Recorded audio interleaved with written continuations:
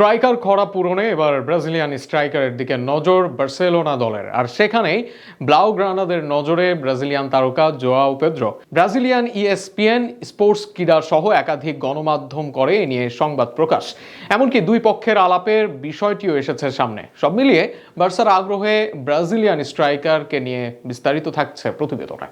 লা লিগা জয়ে কাছাকাছি অবস্থানে, তবে আরও একবার চ্যাম্পিয়ন্স লিগে ব্যর্থ বার্সেলোনা। দলের সমস্যা কাটা ছেঁড়া এবার আলোচনায় নাম্বার 9। কেননা এই মৌসুম শেষে বিদায় নিতে পারেন রবার্ট লেভানডস্কি। এছাড়া নিজের সেরা সময়ও কাটিয়েছেন এই স্ট্রাইকার, তাই দীর্ঘমেয়াদী সমাধানেই কাউকে খুঁজছে বার্সেলোনা দল। যেখানে এবার আলোচনায় জোয়াও পেদ্রো সেলেসাও এই স্ট্রাইকারের দিকে নজর বার্সেলোনা দলের নিয়ে সংবাদ প্রকাশ করেছে ESPN Brazil, Times of India, Sportskeeda সহ একাধিক বড় বড় গণমাধ্যম। আর সেখানেই এ বিষয় নিয়ে আলোচনা হয়েছে বিস্তারিত। রিপোর্ট অনুযায়ী ক্লাবটির ভবিষ্যতের জন্য নতুন স্ট্রাইকার খুঁজছে। সাংবাদিক মাত্তেও মেরেত্তোর তথ্য অনুযায়ী জোয়াও পেদ্রো এবং আলেকজান্ডার সেরেলোথ এখন বার্সার প্রধান দুই লক্ষ্য। এর আগে আর্জেন্টিনার হুলিয়ান আলভারেজের নামও আলোচনায় ছিল, কিন্তু তার ট্রান্সফার খরচ বেশি হওয়ায় সেই সম্ভাবনা কমে গিয়েছে।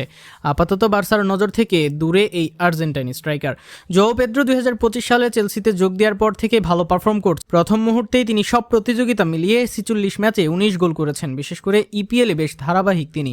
সেখানে দল সেরকম ভালো না করলেও পেদ্রো করেছেন দুর্দান্ত পারফরমেন্স।